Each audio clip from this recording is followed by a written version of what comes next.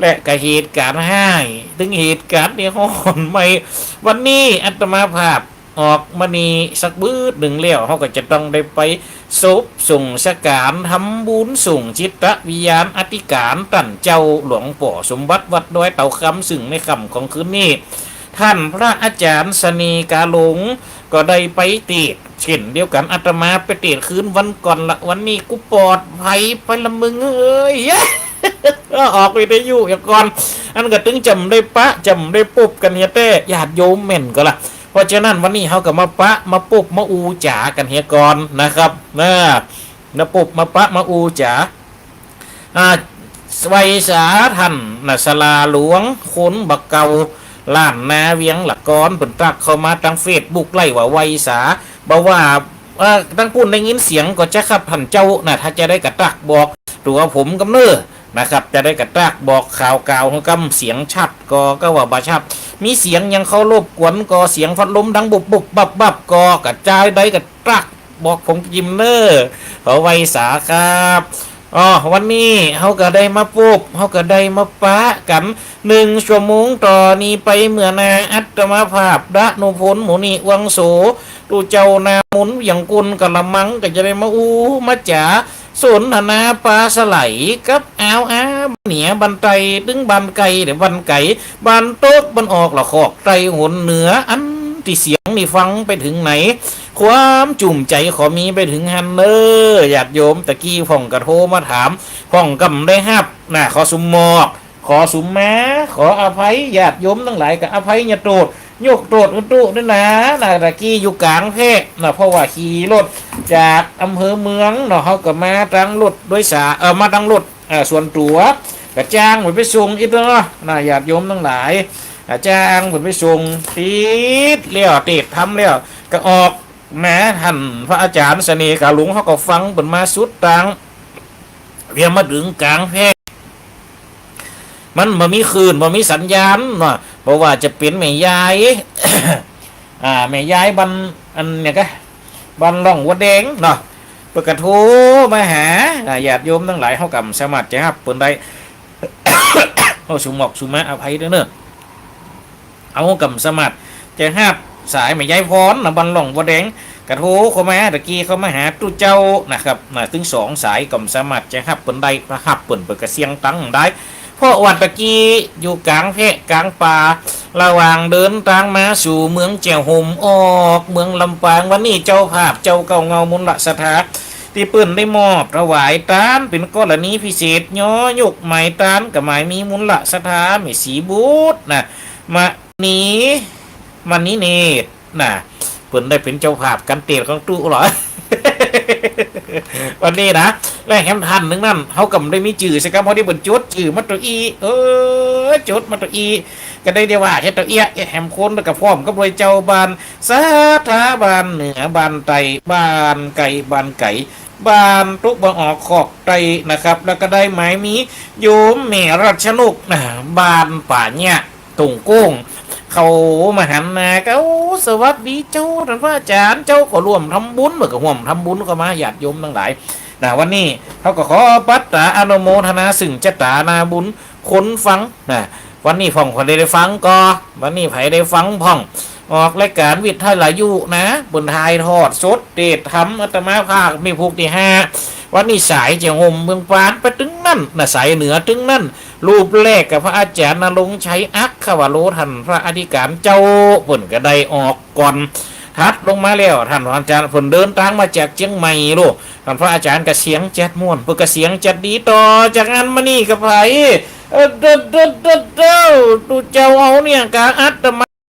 ดาโนผลมู่นี่วังโสก็ท่านพระอาจารย์เสน่ห์กาหลงกัดตักวัดมาเพียกเขาลงเฟซมาเพียกเขาลงออกสถานีวิทยุอยู่หรอเสียงอย่างปืนอภิจีวยิงกันเมียงเขมรเข้ามาตั้งเนี่ยญาติโยมทั้งหลายจากนั้นก็เป็นท่านพระอาจารย์เสน่ห์กาหลงขึ้นทลัดทัดถลองต่อกุลหลังจากอาตมาลุยลาย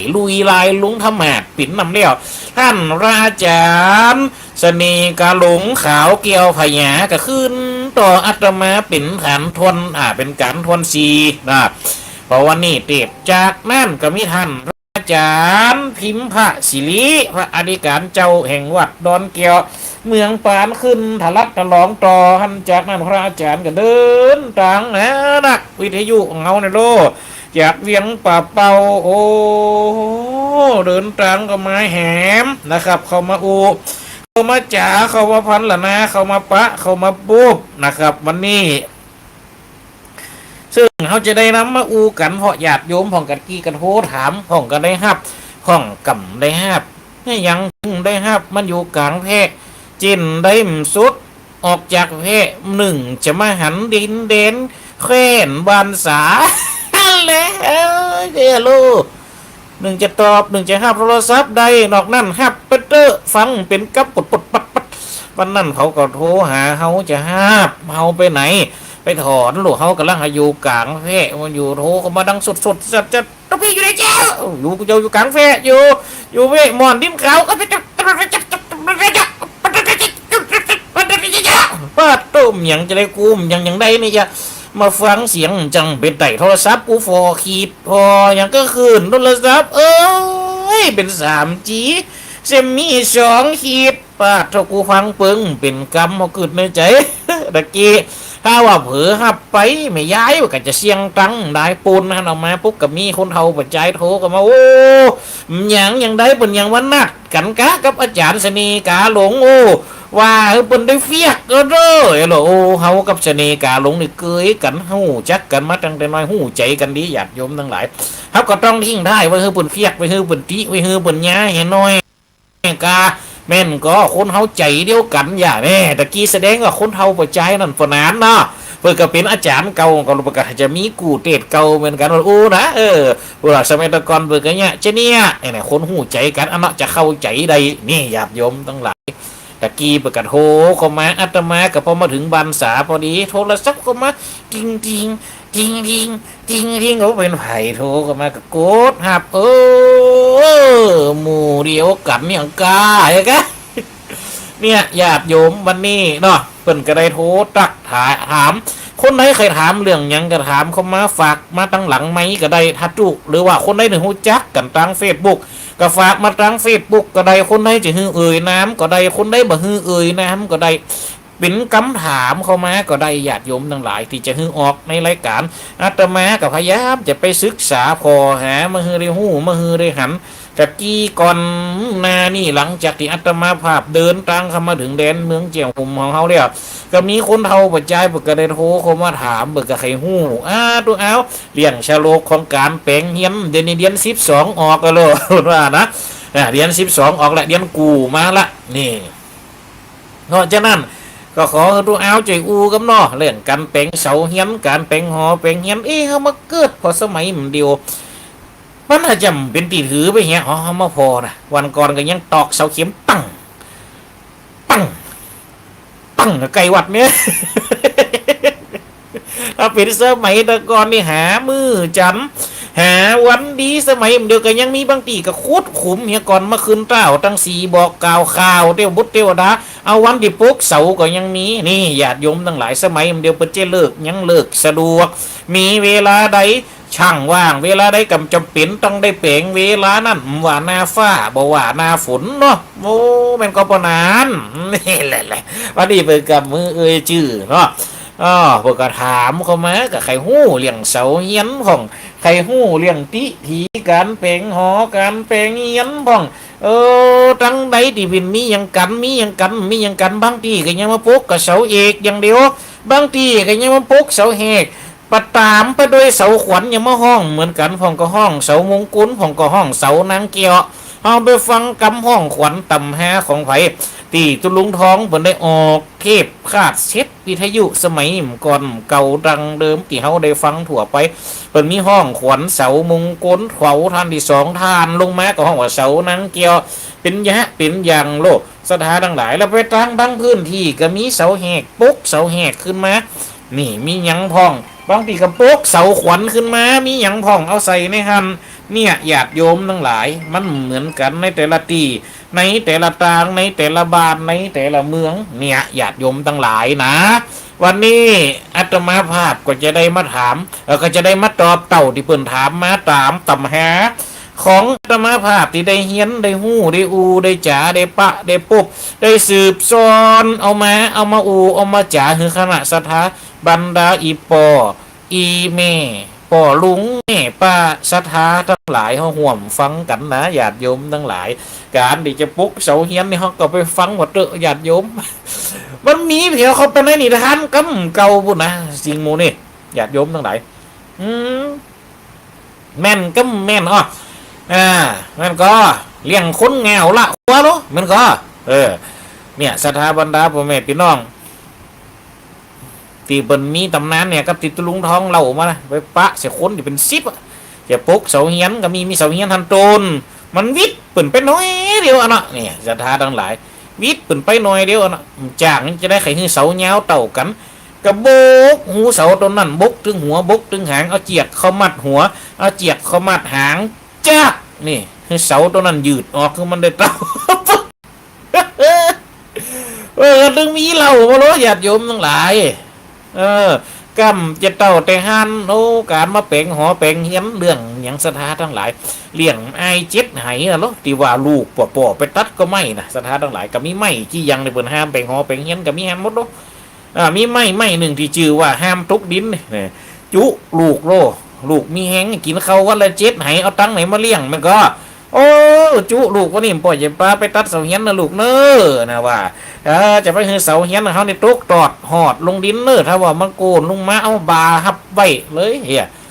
สุดท้ายลูกก็เนี่ยได้แต่ปอกกุ๊กเอาไม่โกนเนอทั้งลงบนป้าตลุกเบาโฝเอาบาเขาครับแบกไว้ไว้บานโฝเอาบาเขาครับแบกไว้ไว้บานเเก่งปันไหนสถาบรรดาพ่อแม่พี่น้องนี่เลี้ยงภูมิตำนานนกคนรถที่มันเกี่ยวกับหอกับเฮียนเขานี่ปุ๊กกูต้นเนี่ยสถาทั้งหลายก็เลี้ยงกองตำนานการมาเป็นหอเป็นเฮียนเนี่ยลูกมันสืบหอดกันมาในญาติโยมทั้งหลายการเป็นเสาเฮียนเนี่ยถ้าว่าตามลำดับลำดาไหลบางตำแหน่งบางตีบางบานบางเมืองก็มีอยู่11สโลกบางตำนานบางตีบางบานบางเมืองก็มีอยู่13เต่า13สโลกบางบานก็มีอยู่9สโลกนี่มีอยู่8ต้นเสาดิเปิ้นนับเปิ้นเฮียนเปิ้นฮู้เปิ้นอูเปิ้นจ๋ากันมานี่นะอย่างกับตัวเจ้านี่เอาไปเฮียนมานะครับเหมือนกันในตำบลแม่สุขนี่เหมือนกันเกือบกุฏิมันจะเพี้ยนไปน้อยญาติโยมทั้งหลายมันจะเพี้ยนมันจะแป๊ดมันจะเคลื่อนค่ายกันไปหันน้อยเนี่ยสโลกมันดึงมีฮันโลแบบโยมทั้งหลาย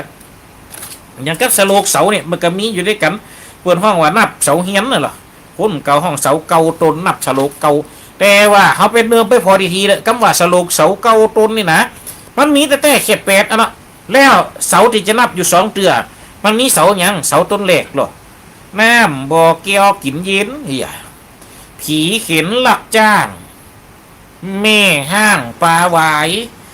ยีบถุงลายใส่เงินหน่อยตำออยเสียผีเศรษฐีเต้นปอนอแก้วเต้นเมือง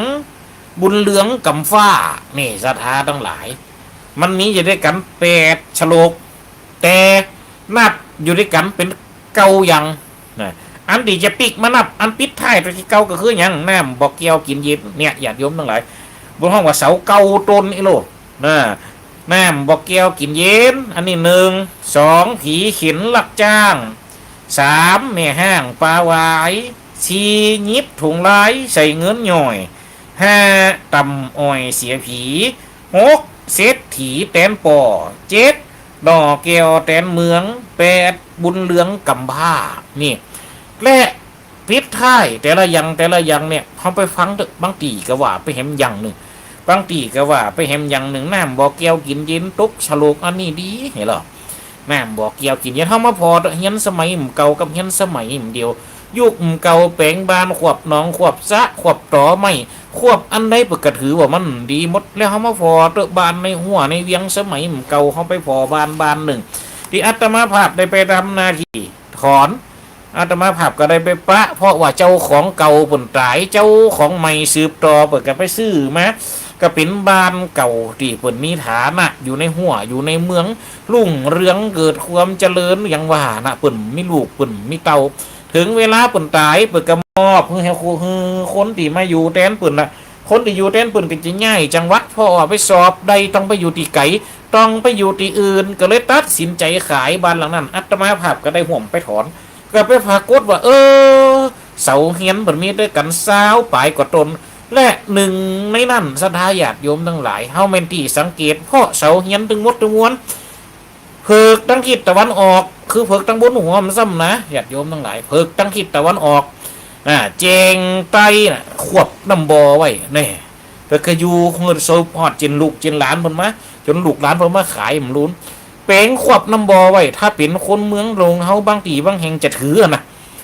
จำมือยาโอ้ยเห็นขวบน้ำบออันนี้แน่นอนนะบัดนี้เนี่ยบางเรื่องบางทีนี่ว่าแต่ละบางทีจะพบไปถอน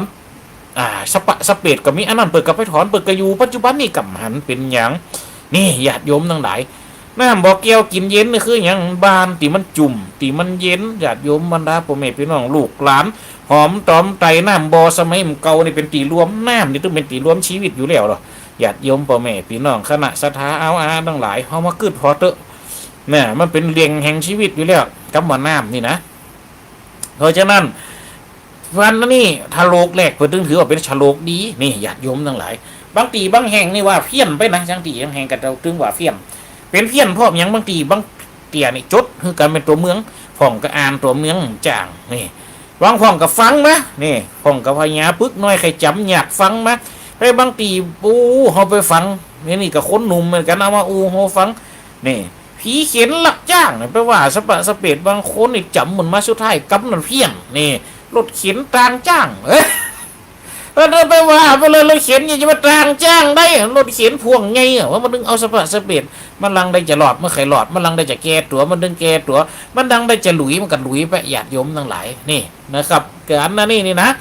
นับเสาเนี่ยความจริงมันมีอยู่8ฉลกเนี่ยเป็นนับเป็นเก่าหยาดยมทั้งหลายเป็นห้องว่าเสาเก่าต้นฉลกเนี่ยนะครับน้ำบ่อแก้วกินเย็นผีเขียนหลักจ้างไม่ห้างปลาวายยิบถุงลายเสียเงินหน่อยตำอ้อยเสียผีนี่เนี่ยญาติโยมทั้งหลายตำอ้อยเสียผีเศรษฐีเต้นโปนอแก้วเต้นเมืองบุญเลื้องกำฟ้าเนี่ยญาติโยมทั้งหลายแล้วก็ยังต่อมเต่าแต่นั่นถ้าเป็นคนต้องลงเพศต้องไปไล่คำไล่แง้มไล่วิถีใจว่าเอาสรุปที่หนึ่งคำจ้างแก้วสู่หงทำที่บางทีกำใจนะ2คำฟังทำกลางป่าจ้า3คำล่างมือทาดากินนี่4คำนอนไปตีนปักดักแดด5คำผีแวดล้อมป้องเอา6คำลงสะเปาไปก้าบางทีกำจือหือจีหรอก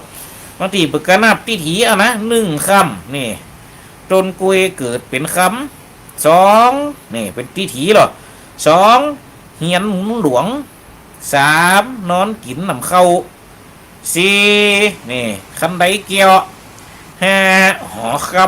ำ6เดี่ยวลงดินนี่เดี่ยวลงดินนี่กำได้นะมีศรัทธาทั้งหลายอันนี้ถือว่ามันดี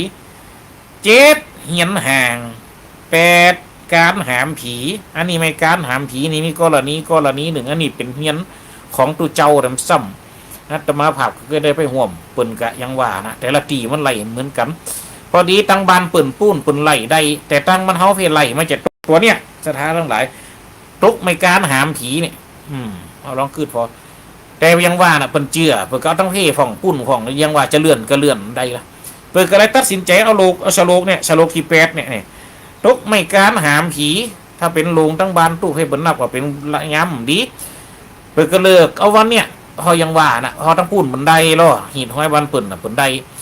ปรากฏว่าเตเฮียนได้มื้อนั้นเฮียนกำลังหาลูกเฮียนกำลังหายืนด้วยนะญาติโยมทั้งหลายก็เกิดถึงมีอันได้สูญเสียผู้กระบุคคลอันเป็นปีเปิ้น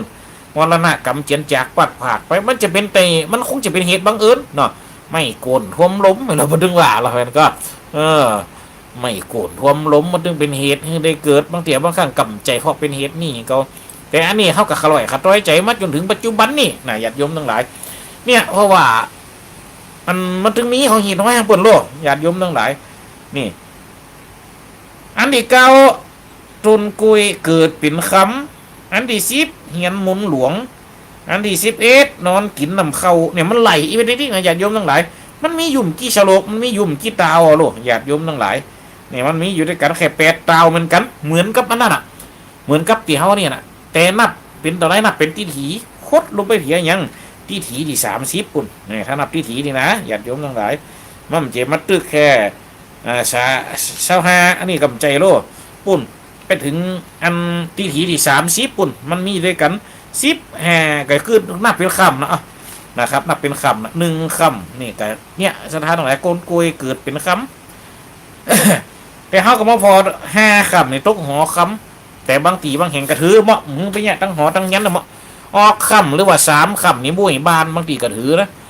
มวยบานกับมวยเฮียนนี่เหมือนกันญาติโยมทั้งหลายมวยบานกับมวยเฮียนนี่เหมือนกันถ้าเป็นตั้งเพศเขาถืออย่างกับมวยบานนี่ประจำมีงานส่งบานประจำมีงานส่งสืบโหราจตาบันจ้องหอเฮียนบันหมู่บ้านอินทนาบันหมู่แบบมีการสืบจตาหมู่บ้านเนี่ยแม้แต่สืบจตาแกบ้านกระจ่างยังเปิดจะยกเอาวันเนี่ยจะย่างเอาวันเนี่ยวันที่เป็นมวยบ้านเนี่ยออกเหี้ยพอบนเป็นนายบ้านนี่สถานทั้งหลายปุ่นไปจะไปหามือจันวันดีให้ใหม่ปุ้นมันมีของเปิ่นก็โลญาติโยมทั้งหลายเนี่ยบางทีบางแห่งก็ถือเอา1คำนะเป็นมวยเฮียนเนี่ยบางทีบางข้างกับบางทีบางแห่งก็อยู่ที่3บางทีบางแห่งก็อยู่ที่5มันเต่ากันมันอยู่ที่ตำหาของการนับผ้าตีแฉงแหมกำหนึ่งอยู่ที่ตำหาหลายต่อหลายอย่างเนี่ยญาติโยมทั้งหลายเขามาฟังพออยากกับเขามาไล่เนี่ยตรงกันนะเพราะฉะนั้นอันนี้เอามาฟังมันเป็นตัวอย่างตัวที่เป็นขนบธรรมเนียมคือคนหลุนหลังได้ปฏิบัติแล้วอย่างเดียวเนี่ยไผจะมาปฏิบัติตามเขามาเกิดน้อยเทียงเสียงเตี้ยนะย่ำร้องว่ามัวซ้อหาวันนะพอโอ้ได้เอาอย่างช่างมาตัวมาซ้อหามือจันวันดีกันอยู่บางทีบางแห่งก็เจ้าเพกไว้ตั้งแต่เดือน4บ่นะช่างว่างไม่เนี่ยแหมกำเวเดือน10ฝนประตกเสียละเมียสะตวงที่ขึ้นเต้าตั้งสีหอมเป็นจ่อเป็นตุ้งเป็นเตี้ยมยังเดียซิกยังไก่คะเฟื่อนเตอาไปกินขันตังนี่กันได้เมียกะขันตังกะหายกะเละกะแจ๊กได้มัวเราโหตัวผีหูก็อย่ายูมหัวทีนี่จริงเหสตะในเกมเฮ้ยกะเนี่ยญาติโยมทั้งหลายก็เพราะว่าเนี่ยมันเป็นตัวแห่งปืนมันเป็นตัวแห่งการเนาะเป็นไปตามยุคเป็นไปตามสมัยอย่างกับทุกเจ้าก็ได้รับหน้าที่ไปหลายตีบางแห่งไว้กับพื้นทั้งสีแล้วหมดละขุดลูกเสาแล้วหมดละในวันที่มาทำพิธีวันนี้ไปวัดบรรโหดสถิตอยู่เนอะโยมแม่เนอะอันโยมแม่เตียวมานาสาราจะเอินกับเอินบัดตันสักคำเจริญพรเนอะไว้สาครับทุกปีแอมมี่ปุยนุ่นเจริญพรเปิดตักเข้ามาแล้วก็โยมแม่สมจิตอินทรวิจิตก็ตักเข้ามาตะกี้ก็ไปปุ๊บปุ่นอยู่ดีวัดบรรพตสลัดฮิตปุ่นเขาก็จะหีบไปฉันเขาตั้งไหนศาลาโยมแม่ไปกระเตียวมาหันกับในตักได้ถามเงินสักกำลูกตะกี้เนาะเป็นยังวันตาพระปุ๊บกันกระตักกันเลยแอมไม่ได้กะฝึกกระใส่เอาขนมเอาขนมใส่กันเตดมาถวายได้กินแกงไรกะถวายเป็นแชมเปญแต่เจ้าได้แกงเขียวหวานกินกับนมเส้นตุนะมันได้กินกับนมเส้นโยมแม่เด้อแล้วก็ได้ก๋วยเตี๋ยวเฮงฟองกระบอกใช่นะเขาก็พอกินไปพูดน้ำนี่น้ำใสแบบป้าตัวกับมันจะเอาน้ำใสนะมันมีกระชองนาคานี่มันมีน้ำเนี่ยมันมีน้ำกันน้ำเดี๋ยวเนี่ยน้ำเนี่ยนี่น้ำเป็นขวดนี่จะทอกใส่แล้วเป็นน้ำอื่นมันมีหมู่ห้องที่ไหนหรอได้ขอดปากเป็นถุงมันคือจัดดีนะวันนี้ที่เพิ่นเอาไปเลี้ยงที่วัดบรรพตสถิตกับเขาเจริญพรญาติโยมทุกสายทุกหมู่บ้านทุกแต่หน่วยงานที่เพิ่นเข้ามาร่วมกันเด้อมาฟังธรรมนี่เต้าจบปานนี้เลี้ยวเต็มหัวตะกี้ทุกเจ้าฟังบ่ในรายการวิทยุกระดักแซ่บมีเสียงอย่างสดออกมาสักอย่างป้าหลายได้หมดเด้อแกงเขียวหวานล้ำกาโยมแม่เนอวันนี้เปิดตักเข้ามาที่คนที่ฟังทางเฟซบุ๊กนะครับอันนี้เปิดตักเข้ามาทางเฟซบุ๊กเนอคนที่ฟังทางวิทยุเขากะจะได้ยินกระเสียงนะครับเขาได้อ่านแต่ถ้าเป็นเฟซบุ๊กนี่ตุจะได้อ่านอยู่เพ่อยู่ที่หน้ากล้องเนี่ยนะครับขออนุญาตจิ้มเนอฉันน้ำกำหนึ่ง